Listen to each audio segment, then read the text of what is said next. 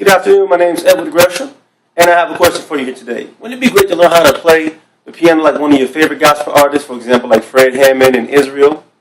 Well, we can always dream about it, or what we can actually do is take some time to learn how to play some basic chords, and that's what I'm going to show you here today. I'm going to show you a real quick process on how to play basic chords on the keyboard, or in other words, the three major chords in pretty much every key.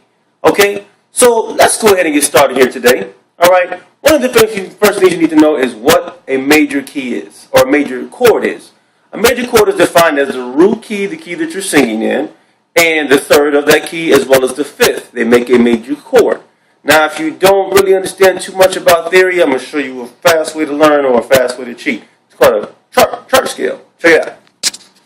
What it is this scale right here, and what you do is it has every major chord that you can find on the keyboard, okay? Whenever you're working with one of these scales, you must learn that these scales are only in the natural chord scale, or the natural chord. There's other versions of the chords that you can use, but right now we're just going to stick with the majors for right now, okay? All right, so now we know what a major scale is. Now we know what cheat chart is. So the next thing we need to do is find out, how do we use these major chords? Okay, well, here in front of us is a piano. Pretty cool, huh?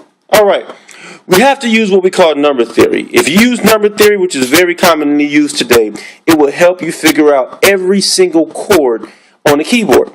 To find a major, we will start, for example, with the letter C. Number theory uses numbers instead of letters. So, for example, if we're singing in the key of C, which would be right here, all right, this would be, well, let's put the keyboard down, I guess. That would help out a lot, huh? All right, so this would be C. In number theory, this would be number 1. So what you would do is you would count over 1, 2, 3, 4, 5, 6, 7. Now we're back to C again. Well, since we're back to C, this would be 1 again, unless you're playing linear music theory, they'll teach you that's an 8. All right?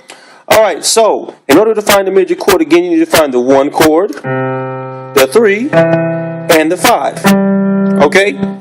That makes a major chord. And it's really that simple. No matter what key you start in, as long as you know each scale, for example, F, 1, 2, 3, 4, 5, 6, 7, 8. Find the 1, the 3, and the 5. Major. Okay? Now, also, in each major scale, in each major scale, there are 3 perfect chords. They're always the 1, the 4, and the 5. Those are the three major scales in the key of C. If we were in F, we would start with F, the 1, then we count to the 4, 1, 2, 3, 4, and then 5. So those are the 3 major scales, 3 major chords in the key of F. It doesn't matter where you start on the keyboard, this will always work.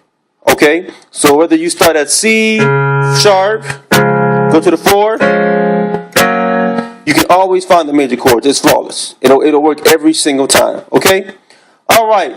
One more thing is that, again, if you don't practice, you will never understand this material. Practice always makes perfect. And if you don't understand the material, you can always hit the replay button, and I'll always be here for you. Well, that is my lesson and my demonstration today. I do thank you. You have a wonderful weekend.